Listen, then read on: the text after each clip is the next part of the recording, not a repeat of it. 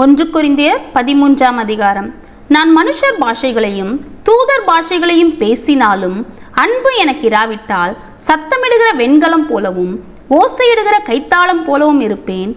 நான் தீர்க்கதரிசன வரத்தை உடையவனாயிருந்து சகல ரகசியங்களையும் சகல அறிவையும் அறிந்தாலும் மலைகளை பெயர்க்கத்தக்கதாக சகல விசுவாசமுள்ளவனாய் இருந்தாலும் அன்பு எனக்கு இராவிட்டால் நான் ஒன்றுமில்லை. எனக்கு உண்டான யாவற்றையும் நான் அன்னதானம் பண்ணினாலும் என் சரீரத்தை சுட்டெரிக்கப்படுவதற்கு கொடுத்தாலும் அன்பு எனக்கு இராவிட்டால் எனக்கு பிரயோஜனம் ஒன்றுமில்லை.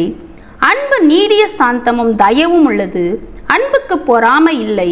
அன்பு தன்னை புகழாது, இருமாப்பாய் இராது, அயோக்கியமானதை செய்யாது, தற்பொழிவை நாடாது, சினமடையாது, தீங்கு நினையாது, அநியாயத்தில் சந்தோஷப்படாமல் சத்தியத்தில் சந்தோஷப்படும், சகலத்தையும் தாங்கும், சகலத்தையும் விசுவாசிக்கும், சகலத்தையும் நம்பும், சகலத்தையும் சகிக்கும்.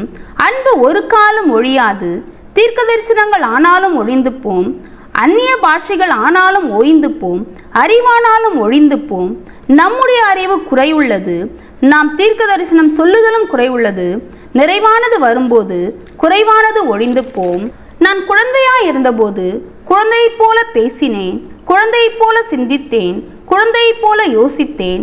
நான் புருஷனான போதோ குழந்தைக்கேற்றவைகளை ஒழித்து விட்டேன். இப்பொழுது கண்ணாடியிலே நிழலாட்டமாய் பார்க்கிறோம், அப்பொழுது முகமுகமாய் பார்ப்போம்.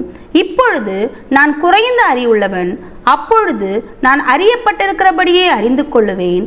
இப்பொழுது விசுவாசம், நம்பிக்கை, அன்பு இம்மூன்றும் நிலைத்திருக்கிறது. இவைகளில் அன்பே பெரியது.